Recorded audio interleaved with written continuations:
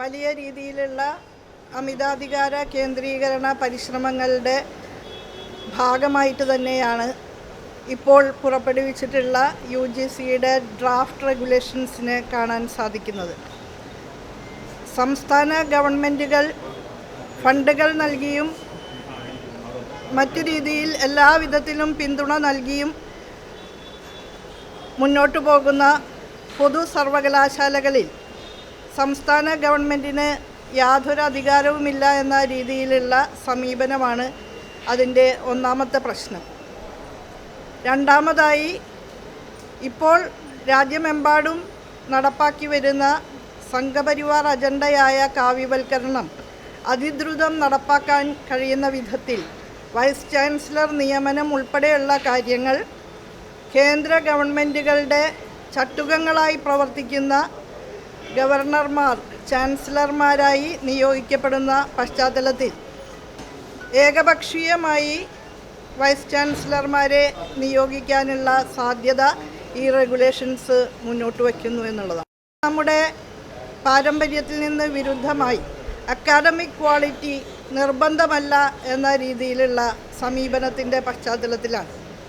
അതായത് പുതിയ draft regulations പ്രകാരം അക്കാദമിക യോഗ്യതയോ ബൗദ്ധികമായിട്ടുള്ള അനുഭവ സമ്പത്തോ അല്ല, മറിച്ച് വ്യാവസായിക മേഖലയിൽ 10 വർഷക്കാലത്തെ പരിചയം ഉൾപ്പെടെയുള്ള കാര്യങ്ങളുണ്ടെങ്കിൽ ആർക്കും വൈസ് ചാൻസലറായി നിയമനം തേടാം എന്നുള്ള സാഹചര്യമാണ് ഇതിൻ്റെ ഭാഗമായിട്ട് ഉരുത്തിരിഞ്ഞു വരുന്നത്. മികച്ച അക്കാദമിക് ക്വാളിറ്റി ഉള്ളവരും ഇൻ്റലക്ച്വൽ കേപ്പബിലിറ്റീസ് ഉള്ളവരുമായ വൈസ് ചാൻസലർമാരെയാണ് സാധാരണയായിട്ട് നമ്മുടെ സർവകലാശാലകളുടെ നേതൃത്വത്തിലേക്ക് നിയോഗിച്ചു പോരുന്നത്. അതിൽ നിന്ന് വ്യത്യസ്തമായി IASകാർ, IPSകാർ, അതുപോലെ വ്യാവസായിക മേഖലയിൽ പ്രമുഖരായവർ തുടങ്ങിയവരെ നിയോഗിക്കാം എന്നുള്ളതാണ് പുതിയ ഡ്രാഫ്റ്റ് റെഗുലേഷൻസ് പറയുന്നത്. അസിസ്റ്റൻ്റ് പ്രൊഫസർമാരുടെ നിയമനവും ഈ രീതിയിൽ വലിയ നിലയിൽ വെള്ളം ചേർത്തിട്ടാണ് നൽകിയിട്ടുള്ളത്.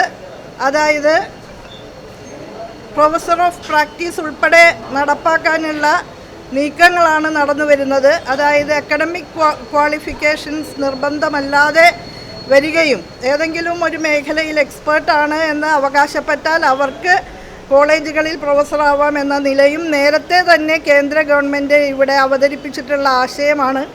ഇപ്പോഴിതാ നെറ്റ് എന്നുള്ള അടിസ്ഥാന യോഗ്യത നീക്കം ചെയ്തിരിക്കുകയാണ്. അപ്പോൾ 55% PGക്ക് മാർക്കുണ്ടെങ്കിൽ അല്ലെങ്കിൽ 75% 4 ഇയർ ബിരുദ കോഴ്സിൽ നേടാനായാൽ PhD കൂടി എടുത്തിട്ടുണ്ടെങ്കിൽ അഭികാമ്യം എന്ന നിലയിൽ ഒരാൾക്ക് അസിസ്റ്റൻ്റ് പ്രൊഫസർ ആകാം എന്നാണ് പറയുന്നത്. ഇത് അമിതാധികാര കേന്ദ്രീകരണത്തിൻ്റെ ഭാഗമായിട്ടാണ്.